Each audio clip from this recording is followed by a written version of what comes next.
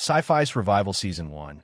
Episode 2 continued the mystery of the revivers and the strange circumstances surrounding Ems, and these are the biggest takeaways from the new episode. Even after just 2 episodes, Revival is already shaping up to become one of sci-fi's best original shows. The reviews for Revival have already praised the zombie mystery series, and Revival's Rotten Tomatoes score is already enough to consider the show fresh along the review aggregators' metrics. Much of that is due to the strong premiere, but Revival Season 1, Episode 2 didn't lose any momentum. In Revival Season 1, Episode 2, we got a closer look into Em and Dana's, Melanie Scrofano, relationship as sisters, a peek into their shared traumatic backstory, and a lot of information about Revival Day and the revivers themselves. Revival even developed the investigation into Em's murder a considerable amount. A lot happened in Revival Season 1, Episode 2, and most of it is going to prove important for the rest of the show and its mystery. It's certainly worth recapping all the major reveals Sci-Fi's newest show had in store. 1. Arlene regrew her brain and went on a rampage in the hospital. Revivers can regrow massive parts of their bodies in Revival.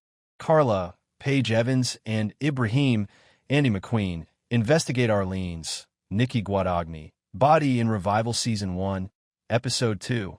At the end of Revival's premiere episode, Dana and Em found and killed Arlene, Nikki Guadagni, the reviver who killed the horse and was pulling out her own teeth. Em cut Arlene's scalp and most of her brain off with a scythe, but in Revival Episode 2, it grew back. Arlene then went on a rampage across the hospital she was taken to, killing a police officer and gravely wounding several nurses and doctors. She eventually tried to kidnap a baby, but the biggest takeaway from the scene was that revivers seemingly can't die, even when their brains are destroyed. 2. Cooper and Wayne both met a mysterious man named Blaine. Wayne already knew Blaine, but it's not clear how he got the baby back from Arlene. Blaine, Stephen Ogg, in Revival Season 1, Episode 2. Early on in the episode, Cooper heard some strange noises out in the woods, and he went to go investigate.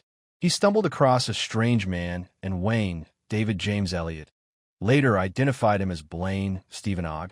It's not clear what Blaine was doing out in the woods, but he later went to the hospital and somehow managed to get the baby away from Arlene before the police could.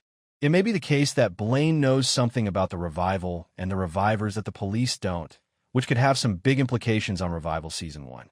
Blaine is mostly a mystery so far, but his description in the cast of Revival implies that he's a pastor who is going to use the Revival as an opportunity to spread the good word. That would make sense, as Blaine was quoting scripture when Wayne and the other police officers found him. Blaine mentioned that the gates of hell have opened, and it seems he's something of a doomsday preacher. How he uses his apocalyptic messaging, however, remains to be seen. 3. Em has a history of mental illness and substance misuse. Em doesn't remember the night of her murder because she was high.